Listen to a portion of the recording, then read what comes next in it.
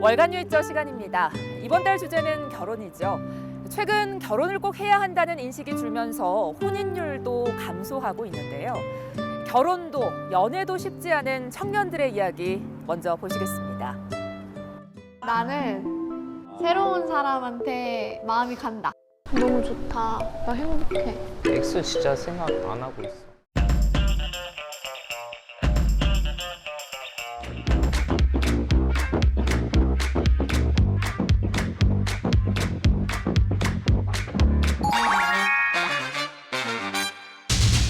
아니요. I promise gonna make the change. Throw out everything running in my veins. 현대 생활을 살아가려면 이제 돈, 여가 시간, 연애 셋 중 하나는 포기해야 된다 이런 얘기를 하는데, 근데 연애 같은 경우는 사실 내가 투자를 많이 한다고 해서 무조건 리턴이 오는 것도 아니고, 연애를 하고 싶은데 못하고 있는 쪽에 좀 더 가까운 것 같아요. 코로나 시대를 맞이하면서부터는 자연스럽게 연애할 수 있는 기회가 줄어들었고, 또 소개팅을 하자니 사람들을 쉽게 신뢰하기가 쉽지 않아요. 저도 일단은 못에 가까운데 하려고 노력은 하고 있어요. 근데 우선순위에서 좀 많이 밀려 있다 할까? 사실 평일에 직장인이면은 퇴근하고 운동하고 집에 와서 잠깐 책이나 몇 번 떠들어 볼까, 게임이나 한두 판 해볼까 하면은 사실 하루가 지나가잖아요. 사실 사회에서 청년들이라고 하면은 요구받는 역할들도 굉장히 많거든요. 당장 취업을 해야 되고요. 취업을 하고 나면 또 무언가 더 만족시키기 위해서 이직을 준비해야 되고요. 항상 무언가 해야 할 것들이 있고 부담이 굉장히 많거든요. 부담스럽고 여유가 없다라고 느끼는 친구들이 많을 것 같아요. 데이트 폭력이라든가 스토킹 같은 것에 시달리는 주변 지인분들을 조금 만나봤어요. 이 신당역 영무원을 스토킹한 끝에 흉기로 찔러 숨지게 한 31살 전모 씨가 구속됐습니다. 잔혹한 스토킹 범죄를 엄벌해야 한다는 사회적 공분이 커지고 있는 가운데 정말 친하게 지내는 사람도 이 사람이 어떤 사람인지 그 깊숙한 내면까지는 잘 모르잖아요. You and me, 아슬아슬한 사이. 내가 직접 연애하기엔 너무 힘든 거죠. 내가 연애하기엔 이제 피곤한데 앞에서 이제 해주는 사람들은 그 감정은 전부 다 보여주고, 나는 거기에 좀 충분히 이입을 좀 해줄 수도 있고, 어떤 그런 그 감정은 느끼고 싶대 그 책임에 대한 거는 좀 미룰 수 있는 약간 그런 편리함도 좀 있어서. 저는 제가 찾아보진 않는데 인스타그램이나 페이스북에 계속 떠요. 그렇죠. 네. 그 콘텐츠를 안 보면 넘어갈 수가 없더라고요. 그래서 저도 이런 거를 아주 스낵컬처로 짧게 볼 때는 그냥 재밌게 보거든요. 때로는 너무 깊게 그 사람의 감정을 콘텐츠화하는 게 전 조금 부담스러울 때가 있고, 사실 굉장히 연애 공화국이라고 생각을 하거든요. 온갖 미디어에 나오는 연애 리얼리티 프로그램들, 로맨스, 웹소설들, 웹툰들 굉장히 사랑을 하게끔 부추기고 조장을 한다 싶을 정도로 과열되어 있다고 생각을 해요. 이걸 보고 계신 어떤 방송국 관계자분들은 이제 더 이상의 어떤 연애 프로그램 기획을 조금 멈춰주십시오. 저는 약간 저런 감정에 휩쓸리기 싫어서 약간 이악 물고 안 보거든요. 저한테 그런 식으로 자극적인 거를 주입하려고 하면은 좀 많이 싫어해서 이악 물고 다 알고리즘에서 제외시키고.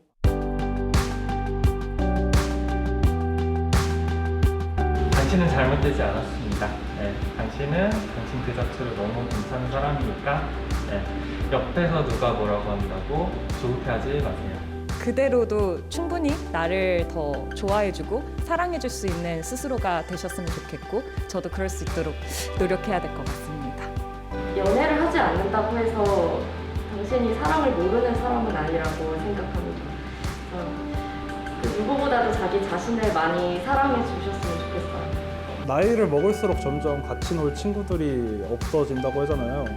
그래서 연인을 찾는다고 하는데 그냥 좀 더 같이 놀아줬으면 좋겠습니다. 하지만 결혼을 결심해도 자신과 맞는 사람을 찾기가 쉽지 않은데요. 이런 고민으로 결혼정보회사를 찾는 사람도 늘고 있는데, 저희 뉴이저 PD가 결혼정보회사를 직접 방문해 상담을 받아봤습니다. 화면으로 만나보시죠.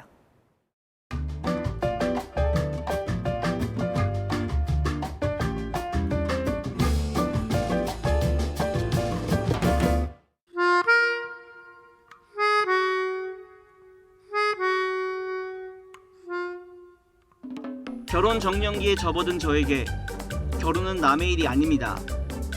결혼, 저도 할 수 있을까요? 안녕하세요. 네, 반갑습니다. 네. 김신입니다. 네. 저도 이제 결혼할 상대를 한번 네. 찾아보고 싶고 어느 정도 제가 위치에 있는지도 한번 알아보고 싶어서 이렇게 찾아봤습니다. 네. 네. 잘하셨습니다. 네. 지금 만나시는 분이 어떤 분인데 어떻게 하는 게 좋겠다도 좀 조언을 드리는 편이기 때문에 네. 편하게 말씀하시면 될 것 같아요. 네. 자, 우선은 나는 뭘 하면서 놀까요? 아, 성격, 성향이네요. 네. 네네.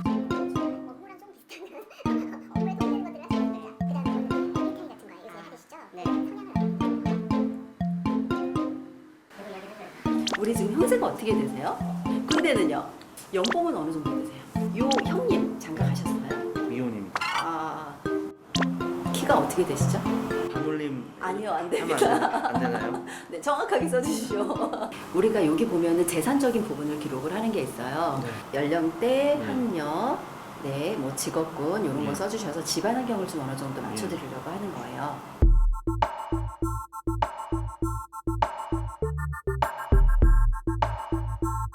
저희 때는 그냥 맞출 수 있을 것 같은 사람, 그냥 좀 편해 보이는, 좀 착해 보이는 사람이랑 그냥 결혼을 했다 그러면 네. 지금은 꼭 맞는 사람. 장사인가 손해보지 않으려고 하는 이런 생각도 많이 하시는 것 같아요. 재밌으면서도 쉽지 않은 상담이었는데요. 다른 업체에서는 또 어떤 얘기가 오고 갈까요? 안녕하세요. 네, 안녕하세요. 반갑습니다. 네. 직업군은 어떤 부분을 선호하시는지. 안정적이고 좀 이렇게 퇴근이 좀 정해져 있는 공무원, 교사. 네, 좋은 직업군 선호하시는데요. 학력은 중요하다고 하지 않으셨는데 네. 선호하는 사항은 학력이 가장 좋으신 분들을 선택하셨어요. 저 역시 은연중에 상대방의 조건을 따지고 있다는 걸 알았는데요. 그런데 결혼정보회사에서는 이러한 정보들을 어떻게 확인하는 걸까요? 저희 신분증을 주시면요, 최종 학력까지 저희가 다 인증을 해요. 또 본인이 부동산 자산이 있다고 하면 저희가 등기부 등본으로 부동산도 인증을 하고 있거든요.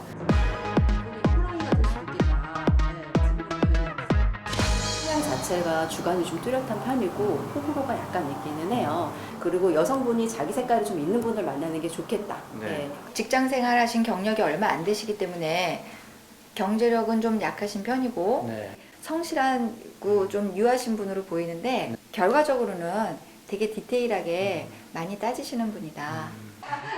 스스로에 대해 냉정하게 평가받는다는 점이 불편하기도 했지만 저에 대해 객관적으로 돌아볼 수 있었던 시간이기도 했습니다. 시민들은 결혼정보회사를 통한 결혼에 대해 어떻게 생각할까요? 조건도 무시할 수는 없는 것 같아요. 집도 사야 되고 차도 사야 되고 애 낳을 거면 이제 직장도 있어야 되니까 사랑이 깔려 있지만 조건은 봐야 되는 것 같아요. 결혼정보 업체를 하면은 조건을 먼저 우선시하고 만나게 되고 진짜 사랑해서 만나는 게 아니라 조건이 맞아서 만나는 느낌이어가지고 제가 하진 않을 것 같아요. 긍정과 부정평가가 공존하는 결혼정보회사. 여러분은 본인의 혹은 자녀의 결혼을 결혼정보회사에 맡기실 의향이 있으신가요? 지금까지 YTN 김자양입니다. 결혼하면 생기는 고민, 바로 출산과 육아 문제죠. 최근에는 아이를 갖지 않고 부부만 사는 가정도 적지 않은데요. 아이가 없는 또 두 아이를 키우는 가정의 사뭇 다른 풍경을 차례로 만나보시죠. 안녕하세요. 6년차 딩크 부부 김나연, 조민규입니다. 시그니처.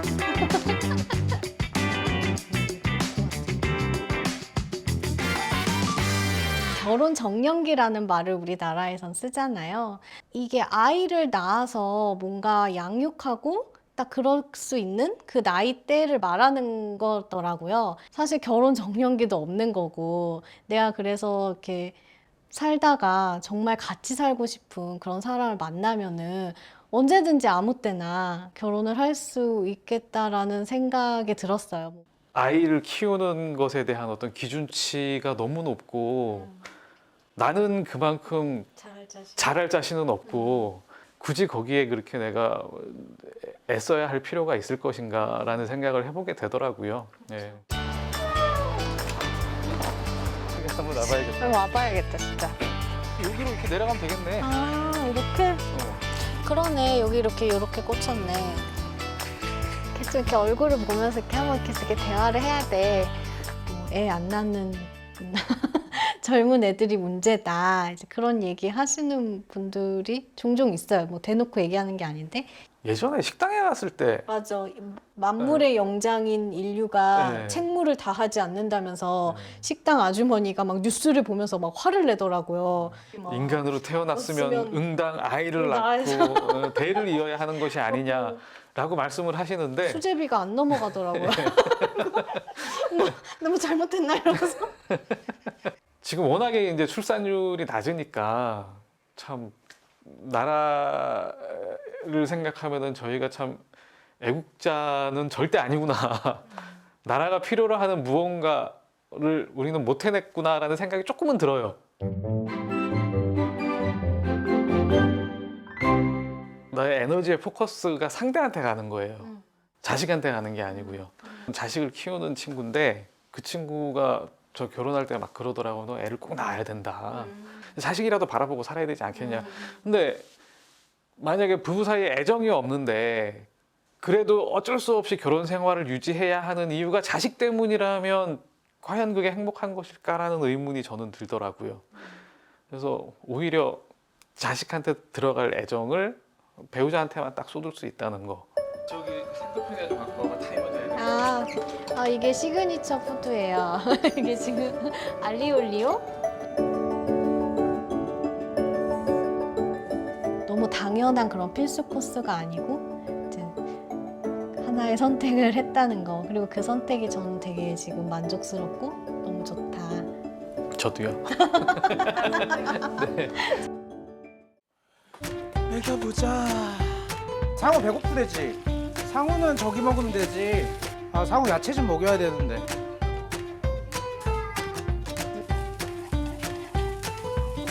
상우와 윤슬 두 아이를 키우고 있는 엄마 옥인화, 아빠 남공희입니다. 구체적으로 몇 명을 낳아야겠다 이런 것까지 한 건 아닌데 결혼하면 아기를 낳아야 된다고는 생각을 하긴 했었어요. 아이가 생기면 이제 내 가족, 한 가정이 되는 것도 저는 기대되는 것도 있었고. 이제 둘이서 처음 키우다 보니까 너무 힘든 거예요. 그래서 이제 둘째 생각이나 이런 게 없었는데 아기가 워낙에 예쁘고 그러다 보니까 이제 와이프가 하나 더 낳아도 좋을 것 같다라고 이제 얘기를 했었어요.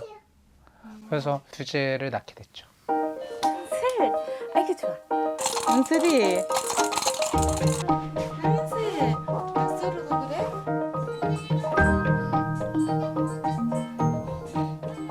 뭐 정말 희생해야 되는 부분이라든지 이런 것들이 있는 건 맞아요. 그런데 그 경험해보지 못한 기쁨이라든지 즐거움이라든지 이런 것들이 있기 때문에 서로 이렇게 사랑하는 존재가 세상에 있을까 싶은 그런 생각 들 때마다 진짜 되게 벅찬 감정이 드는 게 있어서.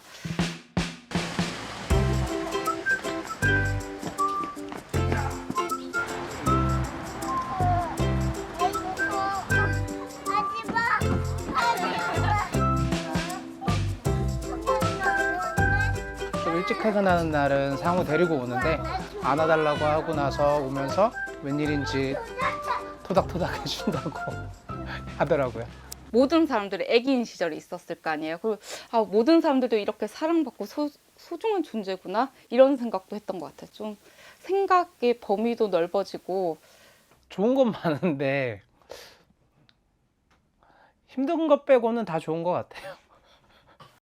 요즘 뭐 물가나 이런 거 아이들 학원비나 이런 거 생각하면 맞벌이를 할 수밖에 없잖아요. 근데 맞벌이를 하면 9시 출근, 6시 퇴근하면 이게 아이들이 부모랑 있을 시간이 너무 없잖아요. 부모들을 조금 더 집으로 일찍 보내는 방향으로 정책이 되면 조금 더 좋지 않을까라는 생각이 들어요. 부모가 결국 아이들을 봐야 되는 거잖아요. 그래서 다시 똑같이 돌아가도 이제 육아 선택할 것 같아요. 혼자 혼자 살고 그런 삶도 좋긴 했었는데 지금 이렇게 그건 또 그 나름대로 행복이 있고 또 지금은 또 지금대로 너무 좋아서 결국은 언젠가는 낫지 않았을까. 시청자 여러분은 이혼과 재혼에 대해 어떻게 생각하시나요? 30년 가까이 이어온 결혼 생활을 중단하고 새로운 삶을 찾아 나선 한 중년 여성의 이야기 끝으로 함께 보시겠습니다. 뭐 초등학교 전이라든지 어릴 때 어땠어요? 김선민 씨는 27년 결혼 생활에 종지부를 찍으면서 생계를 위해 심리 상담 일을 시작했습니다.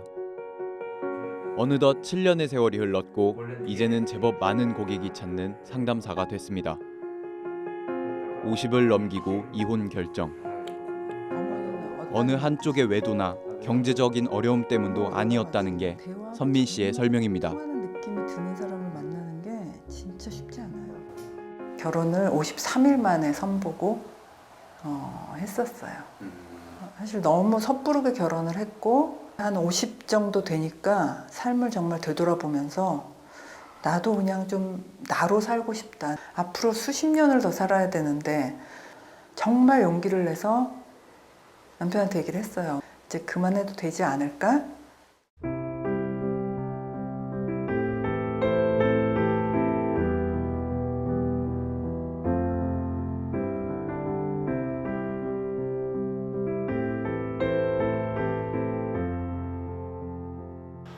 상담을 마치자 어디론가 향하는 선민 씨. 2년 전 재혼한 남편이 운영하는 음식점입니다. 오후에 남편 가게에 들러 일도 돕고 저녁도 함께 먹는 게 요즘 선민 씨가 누리는 소소한 행복입니다. 간이 딱 좋아요. 오늘 국물 괜찮아요? 최고. 근데 저 포도밥이라 그러겠다 이 밥은. 이거 밥이 좀 덜 됐다 그지? 나를 찾기 위해 내린 이혼 결정. 하지만 딸들에게 이해를 구하는 일은 보통 어려운 게 아니었습니다. 사실 제일 큰 거는 이제 아이들이죠. 그러니까 뭐 어느 자녀들이 부모가 이혼한다는데 그거를 좋아하겠어요. 이렇게 엄마에게도 인생이 있고 후회하지 않고 싶다 이렇게 했을 때 안아주면서 엄마 잘 살아야 돼 하고 큰애가 막 울더라고요. 너무 열심히 남편과 아이들 뒷바라지만 하며 살았던 걸까? 스스로 내린 선택이었음에도 때때로 두려움이 엄습했습니다. 내가 나를 책임져야 된다는 사실 굉장히 의존적으로 살다가 내가 이혼하면서 나를 먹여 살려야 된다라는 게 굉장히 컸고 사실 막막하고 좀 두렵기도 했죠. 홀로 서기는 쉽지 않았지만 조금씩 자리를 잡았습니다. 이제 상담 일은 스스로 업무량을 조절해야 할 정도가 됐습니다. 그러던 중 만나게 된 새로운 인연. 가까스로 다시 찾은 삶인데 다시 결혼을 결심한 이유는 무엇일까? 아내가 암 수술을 하고 입원을 했어요. 그때 제가 아내의 법적인 보호자가 안 되니까 결심을 했죠. 결혼을 해야겠다. 그리고 누군가가 이제 아플 때 옆에서 같이 해준다라는 게 너무너무 저한테는 축복 같은 일이었죠. 고맙게도 자신의 딸들과 조금씩 관계를 넓혀가는 남편. 이제는 막내딸과 선물도 주고받는 사이가 됐습니다. 인생의 중년기에 이혼을 결심하고 다시 결혼을 선택하고 이들에게 결혼은 어떤 의미일까? 그냥 개인의 뭐 선택이죠. 하던 안 하던 이상하지 않은. 꼭 뭐 이혼이라는 게 나쁜 것도 아니고 또 남은 여생을 정말 즐겁게 살 수 있다면 괜찮을 것 같다는 생각도 들고. 단지 결혼은 제도일 뿐이잖아요. 그냥 우리는 한 가족이다, 한 사람이다, 한 사랑이다. 그냥 그게 더 중요한 것 같아요. 잘 보셨나요? 월간 유익적 다음 달은 학교를 주제로 다양한 이슈 전해드리겠습니다. 시청해주셔서 고맙습니다.